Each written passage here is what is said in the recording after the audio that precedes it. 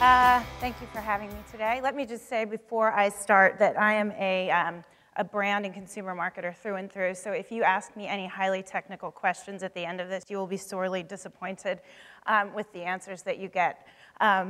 They will leave you very dissatisfied. So ask me brand questions, ask me consumer questions, ask me category questions, but not very technical ones.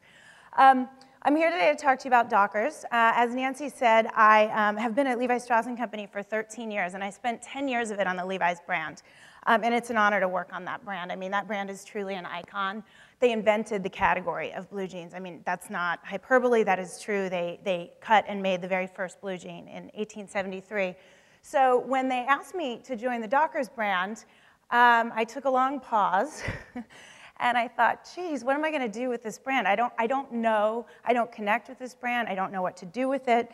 The Levi's brand, even at its sort of lowest moment, I had a very personal connection to it. I understood the pioneering spirit that was embedded throughout. And I did not have that connection to the Dockers brand. So I thought long and hard. And let me just say before I get into this, nobody went from Levi's to Dockers in our company. It just wasn't done. But I took a long moment, I took a deep breath, and I decided to do it because, quite frankly, it seemed really, really hard. It seemed challenging, and I like to do things that are hard. So that said, I had my work cut out for me in terms of repositioning this icon. It's worth noting that despite the fact that the brand had lost a little bit of its mojo, as I like to say, it is and remains the category leader. So we have 3 times the market share of the next closest competitor in the casual pants category, so not the sexiest name of the category. We needed to do something about that. But 3 times the market share of the next closest competitor in the United States is something to be very proud of. I mean, what brand wouldn't love to have that? That said, the brand had lost energy over the years, and I certainly had my work cut out for me. So if we take a look at the history of this brand, that is the first thing I did when I started because I knew that we had some real work to do. The casual pant category as described, which is basically, just for those of you who don't work in apparel, casual pant category is, it kind of sits between jeans and suiting. It's all those pants in the middle. You would call them khakis, that's what we call them, or chinos. Industry term, it's casual pants. And it is the least exciting part of the shopping floor in the channels that we sell. So that's a bummer, something else we needed to work on. But that did not used to be the case. The brand launched in 1986. It was endorsed by Levi's at the time, and really, essentially, it was targeted at the baby boomer who loved Levi's and wanted to bring more of himself to the workplace. He wanted to bring a sense of his own individuality. He didn't want to dress like his dad in the same suit every day and look like everybody else.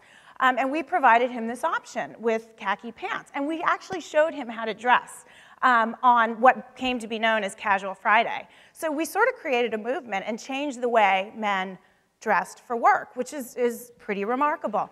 And we hit $1 billion in sales in a year, which at the time was a record. We did it all by focusing on men and pants. We were incredibly focused, we were incredibly rigorous about that focus, and we grew aggressively between 1986 and 1991.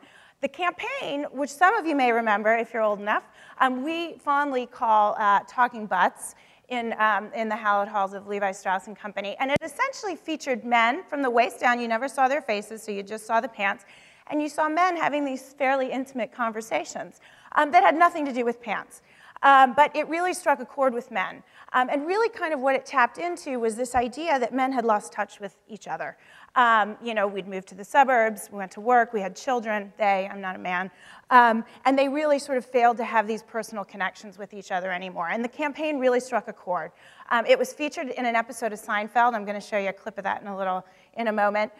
There was an entire piece written by Malcolm Gladwell dedicated to the insight that this campaign seemed to capture and why it resonated so with men. So the point here is that we were incredibly focused in that first chapter, as I like to call it, on men and pants. And we drove really kind of amazing growth by doing that. The second chapter, we also focused on men and pants. So there's a theme here in terms of when we're at our best. We got a little younger, so we recognized the boomers were aging. They were very dedicated and committed to our brand, but that if we wanted to ensure the future health of the brand, we needed to bring in a new, younger user. So this is the era of nice pants. Some of you may remember that campaign as well. And it really tapped into this emerging idea that men This sounds so dated now, but that men actually really cared about how they looked. This notion of the metrosexual at the time was unspoken of. People didn't talk about it, and men weren't supposed to sort of, you know, put hair gel in and really kind of care about how they look, and yet they did. And this campaign called Nice Pants acknowledged that. And it showed guys who didn't look like they were trying too hard, but they were pulled together and they were being noticed by beautiful women, or even by their friends in some instances, with the very simple phrase, nice pants. And we stayed committed to that for quite a while. I think it lasted about 4 years, that campaign. And again, we brought younger users into the brand and we continued to see accelerated growth, but we focused on men in pants. So now the sad part of the story comes, chapter 3, or the lost chapter, as I call it internally. We lost our focus. That focus on men in pants, it went away. We got very diffuse. We ran after all kinds of different things. We introduced women's. We focused on, as they call it in retail, head to toe, so all the things, the look from head to toe.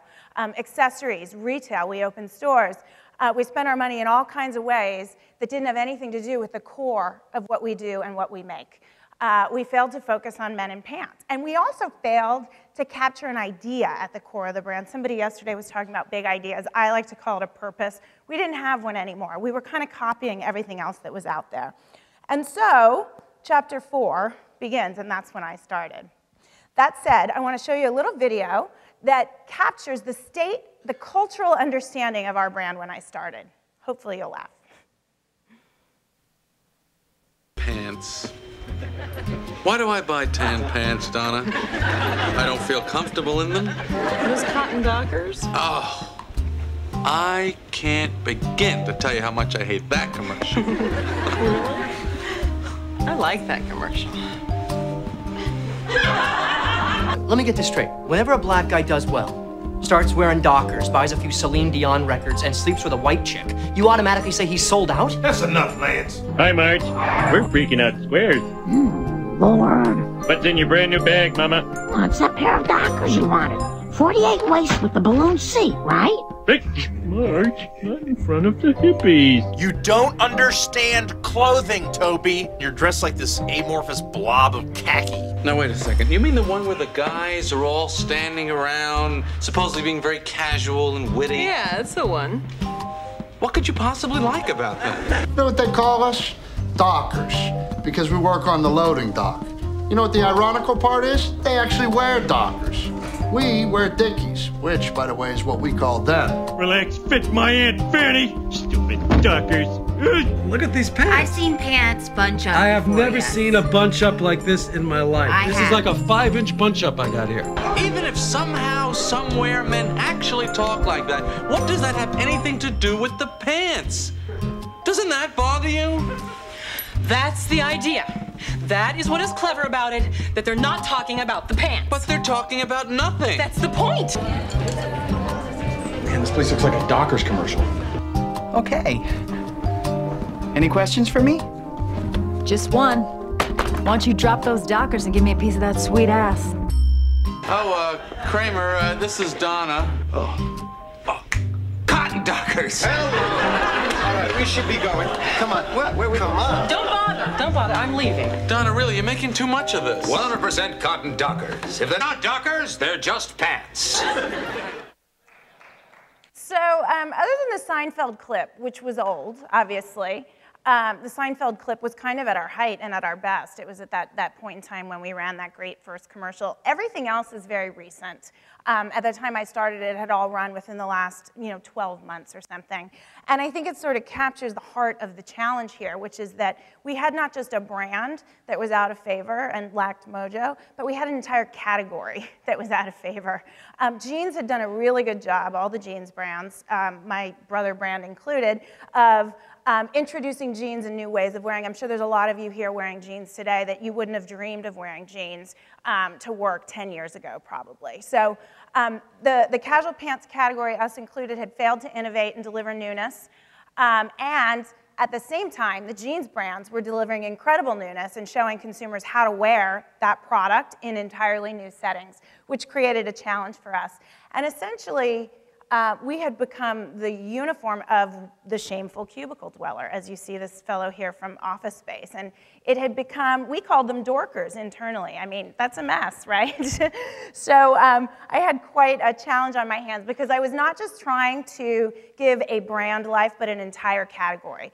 The fact of the matter is, the category had been in decline for at least 5 years.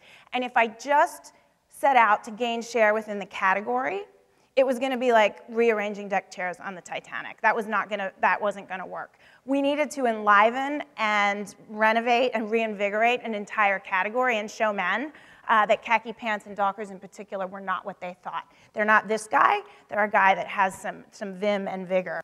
So that said, chapter 4 begins. I told you I looked back to go forward. We need to get the foundation right, and I promise you I'm going to talk about digital very, very soon because it's how we delivered the message. That said, we had to get the brand foundation right. As I told you in that sort of short chapter story, when we were at our best, we were about men in pants. So I knew we needed to focus on our core competency again. It had to be all about khakis. It didn't mean that we're not going to make all the other stuff that goes with khakis, and we do. We make shirts, we make belts, we make shoes and socks and all that great stuff that make the khakis look good. But we had to get really, really focused on our core competency, khakis and delivering innovation, and really making the very best pants in the market. So we set a clear vision for ourselves. It sounds very simple, but we said we wanted to be the best and most loved khaki brand in the world. It's focused on what it is that we make, and what it does is it brings love and heart back to the category. Because as it stood, khaki had become a capitulation. It was something that men wore because they had to, not because they wanted to, right? They're going to work, they put their khakis on. They didn't wear them when they're like, yeah, I got to feel my best. I got to look and feel my best. So we needed to bring love back to the category. We were already the biggest, as I said. We're the biggest around the world. We sell in 50 countries around the world. But we were not the most loved because, quite frankly, there isn't a most loved. So we needed to do that. That was our responsibility as the category leader. That's our vision. In terms of the purpose, this is what I like to call sort of some people might call it the big idea. I would call it your brand's higher calling. What is it? And I don't mean that in a cause marketing sense. I mean that in the sense that what do you offer consumers that is more than what you make? Because what we make is casual pants. Okay, that's fine. But what do we offer consumers that is so much more than that, that creates brand engagement and attachment and loyalty? And again, I looked back to go forward here, and we landed on this idea of masculinity being something that was really differentiating, and in our core DNA, because we'd always been about men. Unfortunately, the category had become male, but not very masculine, if that makes sense to people. And when we looked at the world around us, we realized, and we went out and we talked to men, that men were kind of, I hope I'm not going to insult anyone in the room, but masculinity was in a bit of a crisis. There was an article on the cover of the Atlantic Monthly, I think it was called The End of Men, with a question mark. Men suffered layoffs at the hands of the recession in far greater numbers than women did. There's some reasons for that that I won't get into right now, but women outnumber men in higher education for the first time ever in both undergraduate as well as graduate programs. And when we went out and we talked to men, we learned that they sort of had lost their footing a bit, and they were telling us, I don't know how to convey or express my masculinity in a world where women have come so far. The sort of division amongst the genders had kind of diffused a little bit, but they were still very much wanting to embody their masculinity.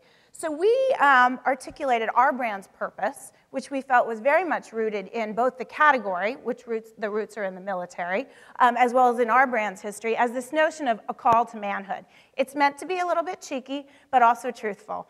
That has continued to resonate and does resonate with men across age breaks, across geographies, across segmentation, so whether you're fashion involved or not fashion involved, this is something that all men want. So we felt like it was an opportunity for us to really sort of celebrate, inspire, encourage a modern day definition of what it means to be a man. In all its accountability and decisiveness and empathy and sensitivity, all of those things, to embody that notion of what it means to be a man. We went back, we talked to consumers. We have two consumers. One, sort of very simply, is not all that fashion involved. He wants quality. He's incredibly pragmatic about the way he shops for clothes. He is engaged in his community. He has a family. He's in his 40s. And then we have a growth target who is much more style engaged. He's very ambitious. He uses clothes as a tool to get what he wants. And we found this platform of masculinity resonated with both of these consumers. So that's the good news. We didn't actually have to market 2 separate brands to get both of these consumers, to keep the old and draw the new, which is what you'd want. So how are we going to introduce this messaging? Well, we really, we don't have huge budgets, although I am going to talk to you about how we launched on the Super Bowl. You'd be surprised at what we spent in total during that year. But we knew, because what we needed to do was provoke such a change in attitude and behavior amongst men, that we needed to engage much more deeply than just running a TV schedule or flipping through a magazine and having him kind of just flip right past it. We needed to actually require him to do something. We wanted him to go deeper. We wanted him to get off the couch and come in and try on the pants. We knew if we could get him in to try on the pants, he was going to like them and it was going to change his mind about the category. So digital became the priority for us. I should add, it was digital and on-floor, and I'm going to talk about how those two interact for us momentarily. And we did it with this platform, Wear the Pants, which we view as a long-term platform for the brand. This is our just do it. We think this has long-term viability. We've been actioning against it for just 2 years, but this is not an ad. This is not a campaign. This is a platform. It defines our behaviors internally. It defines the way we behave with the consumer. It defines the product line. It's really everything. So I hate to call it a tagline or a slogan because it really is the brand's defining principles. We love it for 2 reasons. One, it obviously has a direct tie to our product, the pants. And it makes us the authority from a pant perspective. But what we really love about it is it's got that mojo. It's got that man up, dude. Come on, it's time. And it does it in a way that's funny. It has to be funny or else it's mean. So we try to do it with a light touch. And it has a double meaning. It positions us, like I said, as the authority in pants. What it really says is we are khakis. We are masculine, effective, prepared for anything. And in this very simple line, 3 words, it really positions us that way. It's Steve McQueen. It's Cary Grant. It's Clark Gable. It's George Clooney. It's not the guy from Office Space in a triple-pleated, saggy, butted pant. So it has energy. It has masculine energy, and we love that. So now it's time to actually launch. We did all this work. We set the foundation. How do we bring this message to life? So our agency at the time, Draft FCB, still our agency, sorry, they came to me and they said, well, you need to reach men. You need to do it in a big way. You need to introduce this new platform to the world. We think you should be on the Super Bowl. And I went, oh, goodness gracious. I've done this before and it hasn't gone well. It's no fun seeing yourself in the bottom half of the USA Today, ad ranker the next day. And I said, but we don't have a ton of money. How are we going to do this? They said, you need to do it. That's where men are. You need to launch the brand in a big way. You need to tout masculinity. And you need to do it on this stage, this global stage. And I said, okay, but I'm not going to do it if I'm going to just run an ad. I need to actually provoke an action. We need him to do something. So we came up with this idea that we would drive them directly to our website, and we would relaunch our website at the time, and we would launch mobile, and we would launch social, and we would do all of this. We were behind, so we had to launch all that stuff in 2010 during the Super Bowl. And with that, I'm going to show you what happened. Oh, that's the relaunched website. I'm going to show you a video which kind of captures what happened.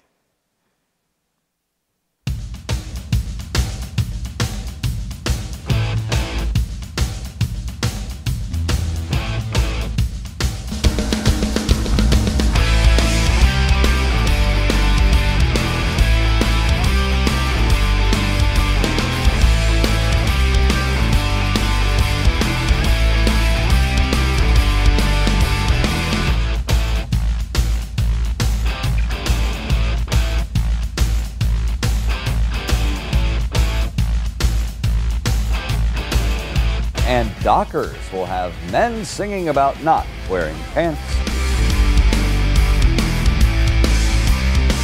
Dockers and Dove, both with funny commercials. The idea, men coming of age, it's time to grow up and wear pants. Right, and it's a little bit Monty Python-esque. It's free pants, people. I wear no pants.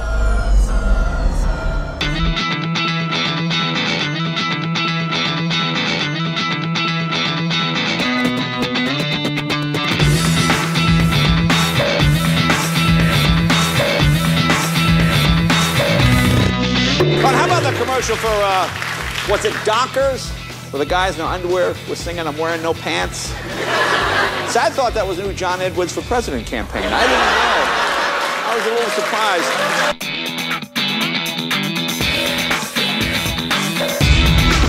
Google reports that Dockers free pants prompted a steep spike in related search terms. Lots of people hit the web after Dockers ran that commercial about giving free pants away. Wouldn't you love to be in the meetings where they come up with these ideas? Wear no. Everyone join in. Wear no pants. Those men didn't have pants. Dockers wants to get you dressed.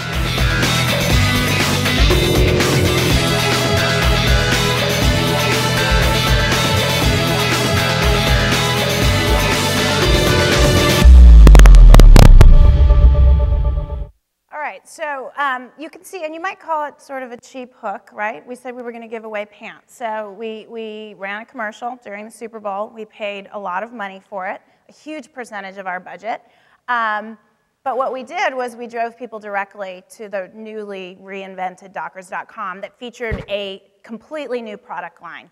And that was the goal. We really needed to expose people. I couldn't do it in 30 seconds. There's no way you can do that in 30 seconds. I needed to draw people in. And a giveaway, well, it works. So they came to the site.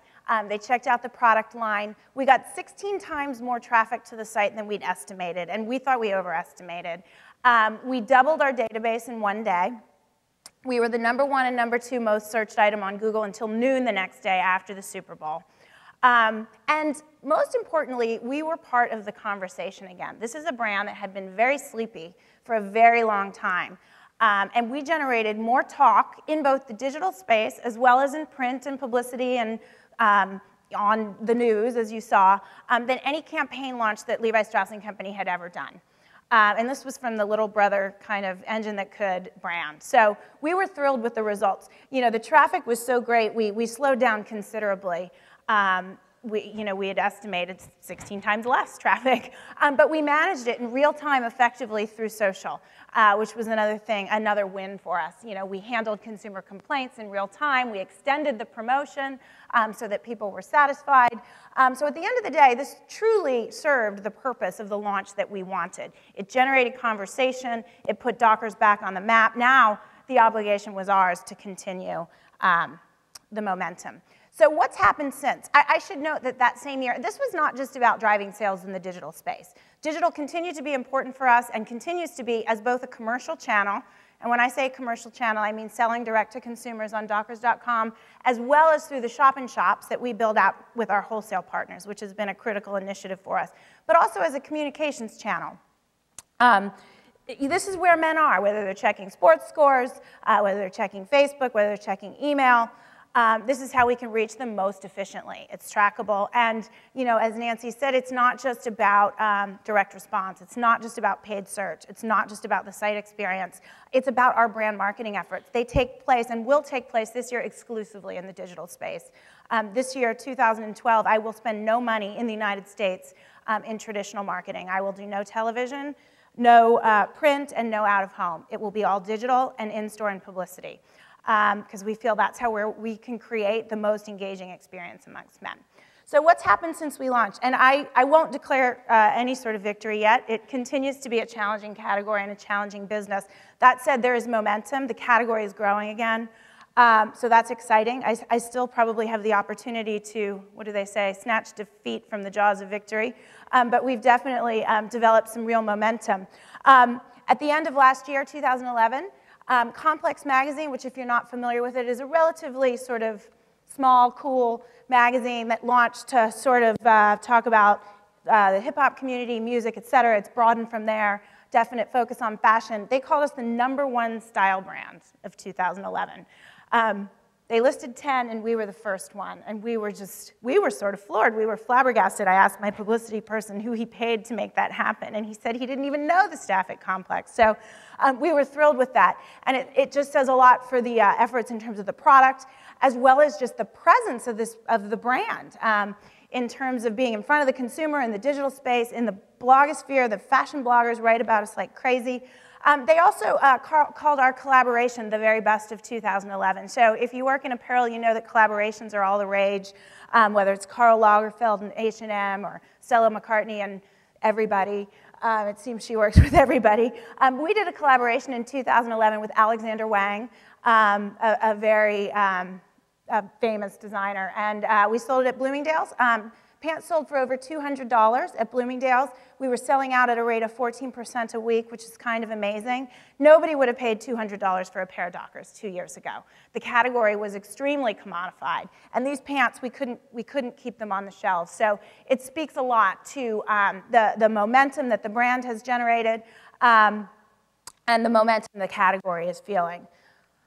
So chapter 4 continues. That said, what's in store for this year? Well, we have named a high-profile, or a relatively high-profile, man of action to be at the center of our efforts. His name is Bear Grylls. I would imagine that a lot of the men in the audience know who he is.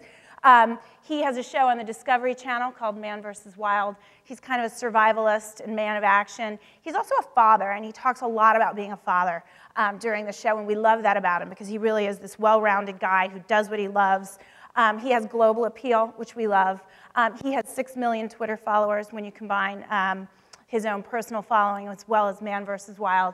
And we just feel like he is the embodiment of what it means to wear the pants. This is what he looks like in some of the imagery that we've captured. We will run print in some of our other markets, our emerging markets, but not here in the US. And we'll emphasize everything that he does in digital. There was a video, but we seem to have skipped it. I'm not sure we have time. I think the clock has, we're running out of time, so I'll skip the video. The way that we will use Bear, though, is exclusively in the digital space, as I mentioned. He will mentor people about how it is you access your true passion and go about doing the things that you love in life to embody your full kind of potential. We'll feature him in brand advertising. We've got videos that will run in the digital space. We'll run cinema in some markets around the globe. But we really feel like he's sort of the embodiment of this concept and evolves our campaign to the very next place. And hopefully we'll see the continued momentum that the Wear the Pants concept brings for us. And with that, I will abruptly end and take questions. Jed, feel free to roll the video if you'd like to. Yeah, absolutely. Okay, let's roll the video. This gives you a sense of Bear. I was serving with the British Special Forces, skydiving, and I had a jump that went very wrong. Broke my back in 3 places. I used to be fit and strong, and suddenly you can't move. That was a really dark time for me. You know, nothing's certain any longer. But sometimes life's like that. It hits you sideways, and sometimes there's silver linings. For me, the whole focus of my recovery became Everest. You know, everyone in my life thought it was a little bit crazy to have this dream when you were kind of struggling just to move off the bed, you know. But the only people who never laughed were the staff at the rehab center because they understood the importance of hope.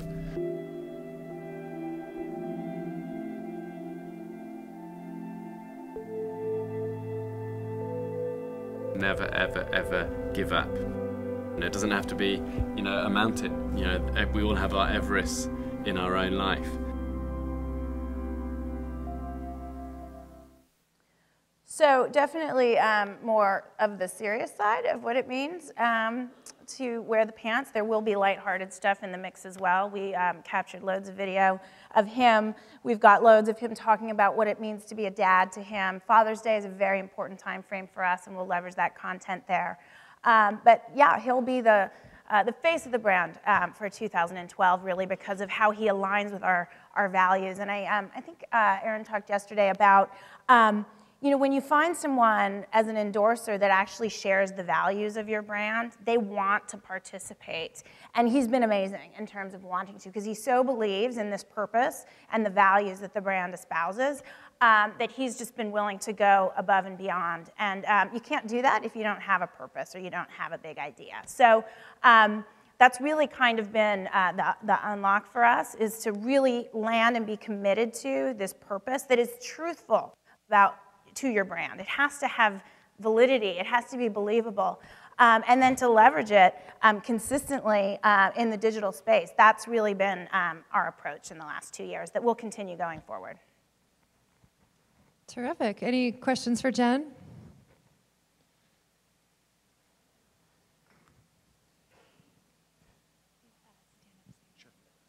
Hi, Rich Fontaine from Martha Stewart Living. Congratulations on a great repositioning of the brand. It's cool to see khakis being considered rugged and manly again. I'm wearing them myself, but... Makes you feel better, right? But I wanted to ask, in the midst of all this brand repositioning and all the investment you made, how did the product change? Did you change a lot of the styling and the material? We totally did. It's a great question. That was critical. That had to be the cornerstone. And the lead times for product are long. So we knew we needed a race to get something very quickly into the market that was very visually different. So the first product launch we made that aligned with the launch of Wear the Pants was simply a very casual khaki, no pleats, no shiny fabric, no cuffs, in a range of 12 colors, brights, in a range of fits that ran from sort of more classic and relaxed to much slimmer and more contemporary with sort of a lower rise, kind of more that jean fit that younger guys are used to. So that was the first introduction.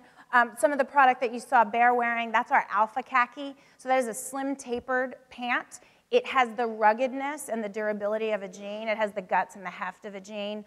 Those have been two of the major initiatives. We've also continued to innovate along the lines of technology. We were the first to market with things like Stain Defender and Never Iron many years ago, and we'd failed to continue to innovate. So we've brought new versions of those that are even better and longer lasting. But fit has been a big one. We hadn't changed the fits in the line for almost 10 years, embarrassingly.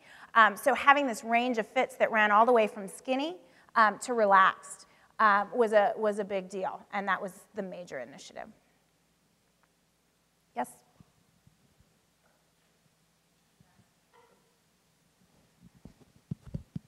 Kristen Darcy with Oscar de la Renta. You guys did an amazing job, obviously driving awareness and attracting a new customer base. How about plans for loyalty, particularly on the digital side? Well, we're very behind there.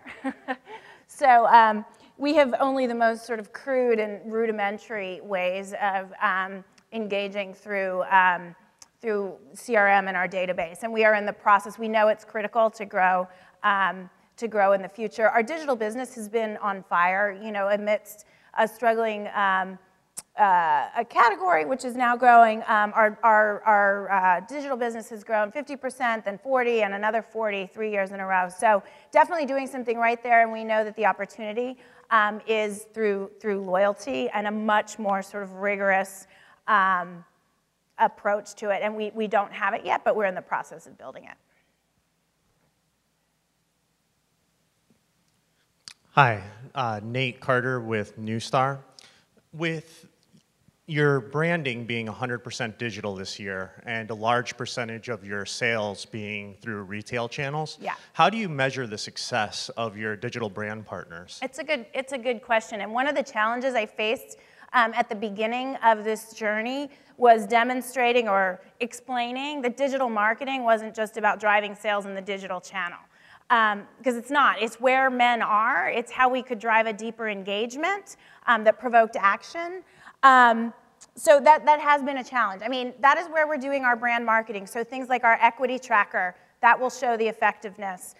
It depends on the channel. You know, if we're marketing in social, it's about fan base growth and engagement and drive to digital in that space. We also know that about 40% of the people that visit Dockers.com are there to research a purchase offline. So through surveys, we can find out, you know, are they finding what they want? Are they actually going to an offline store and making the purchase? So, you know, between equity sales and then sort of just the more kind of quantitative metrics like database growth, fan base growth, and engagement in digital, we can start to demonstrate. Does that answer your question? Yeah. Jen, we have one last question. Yep. Hi, Jenna Naughton from eBay. Knowing how important merchandising your product is in the channels, did you change your channel and merchandising strategy when you repositioned the brand? We did. We knew we were overly reliant on not just a single channel, what we would call chains, but a single store within that channel. Kohl's is our #1 customer. We knew we needed to grow distribution, diversify distribution. That was a major initiative. We've opened probably 10 new accounts in the US alone in the last year and a half, so that's really helped to get us in front of a new consumer base. You know, it's one of the most compelling kind of marketing tactics, right? You see a younger guy, an 18-year-old guy, sees our product in Urban Outfitters and his mind is changed instantly. He may not even have ever made up his mind. He doesn't have any sort of preconceived notions about Dockers. So new distribution has been a critical piece of this approach, and quite frankly, we've opened new distribution because this campaign and this idea has compelled retailers. Nordstrom's opened because they saw a billboard in 2010 that said, "Behold the second dawn of man." They called us literally because they'd seen that billboard. So new distribution has been an absolutely critical piece of the growth strategy. And then segmenting our line within that distribution. So making sure that we had a consistent point of view for the brand, but that we had discrete assortments within each of those doors and channels to address their particular consumer base. Does that answer your question? Okay.